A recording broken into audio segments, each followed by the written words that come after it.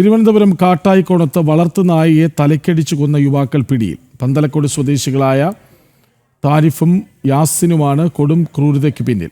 ഒരു നാടിൻ്റെ മുഴുവൻ ഓമനയായിരുന്ന മിന്നുവെന്ന നായയെയാണ് യുവാക്കൾ കൊലപ്പെടുത്തിയത്. നായയെ വളർത്തിയിരുന്ന കരുണാകരൻ നായരും 70ഓളം നാട്ടുകാരും നൽകിയ പരാതിയിൽ മൃഗങ്ങൾക്കെതിരായ ക്രൂരത തടയൽ നിയമം അടക്കം ചുമത്തിയാണ് പ്രതികൾക്കെതിരെ കേസെടുത്തത്.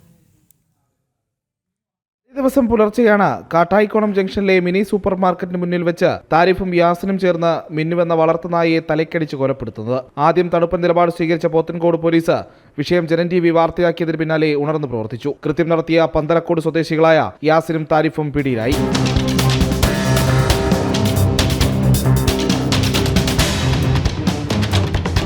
VNS-ലെയും മൃഗങ്ങൾക്കെതിരായ ക്രൂരത തടയാനുള്ള നിയമത്തിലെയും വിവിധ വകുപ്പുകൾ പ്രതികൾക്കെതിരെ ചുമത്തി. മറ്റൊരു കുടുംബം ഉപേക്ഷിച്ചുപോയ നായക്കുട്ടിയെ എടുത്തു വളർത്തിയ കരുണാകരൻ നായർക്കും കുടുംബത്തിനും കാട്ടായിക്കോണം നിവാസികൾക്കും മിന്നുവിന്റെ കൊലപാതകമുണ്ടാക്കിയത് വലിയ ഞെട്ടൽ. എല്ലാവരുമായിട്ട് നല്ല സഹകരണമുള്ള ഒരു ഇതാണ്. മനുഷ്യനെ കണ്ടാൽ അത് കുറയ്ക്കുകയില്ല, പട്ടിയെ കണ്ടാൽ മാത്രമേ കുറയ്ക്കൂ. ആരും കടിച്ചിട്ടുമില്ല, അങ്ങനെ ഒന്നും ഉപദ്രവിച്ചിട്ടുമില്ല, ഒന്നുമില്ല. പട്ടിയെ കാണണമെങ്കിൽ ഓടിക്കുന്നല്ലാതെ എല്ലാവർക്കും വലിയ ഇഷ്ടമാണ് അവന്. മനുഷ്യനോട് ഒരു തരത്തിലുള്ള ആക്രമണ സ്വഭാവവും കാണിച്ചിട്ടില്ലാത്ത മിന്നു പ്രദേശവാസികൾക്കും ഏറെ പ്രിയപ്പെട്ടതായിരുന്നു. ഇതുവരേക്കും ഒന്നും ചെയ്തിട്ടില്ല. നമ്മളിപ്പോൾ കടയിലോ എന്തെങ്കിലും പോകുമ്പോൾ നമ്മളെ കൂടെ പിറകെ വരും. ആഹാരം കൊടുത്തില്ലെങ്കിൽ നമ്മളെ വീട് വരെ കൊണ്ടാകും.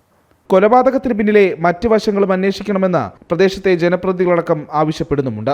ഇതിൽ പങ്കെടുത്ത ആൾക്കാരുടെ ക്രിമിനൽ പശ്ചാത്തലവും അതോടൊപ്പം തന്നെ ഇവർ എന്തിനാണിത് ചെയ്തത് എന്നുള്ളവരുടെ ഫോൺ കോൾ പരിശോധിച്ച് വിശദമായ ഇതിനൊരു അന്വേഷണം നടത്തി അവരുടെ ക്രിമിനൽ പശ്ചാത്തലവും അതോടൊപ്പം തന്നെ മറ്റെന്തെങ്കിലും ആളെ കൊല്ലുന്ന എന്തെങ്കിലും തരത്തിലുള്ള മോട്ടീവിനുള്ള ഒരു പരിശീലനമാണോ ഈ കാര്യം ചെയ്തതെന്നുള്ളത് കൂടി അന്വേഷണത്തിൽ വരേണ്ടതായിട്ടുണ്ട്. കരുണാകരൻ നായർക്കൊപ്പം 70ഓളം നാട്ടുകാരും പോലീസിൽ പരാതി നൽകിയിരുന്നു. പ്രതികൾക്ക് നിയമം അനുശാസിക്കുന്ന ഏറ്റവും കടുത്ത ശിക്ഷ തന്നെ നൽകണമെന്നും കാട്ടായിക്കോണത്തുകാർ ആവശ്യപ്പെടുന്നു. ജനം, തിരുവനന്തപുരം.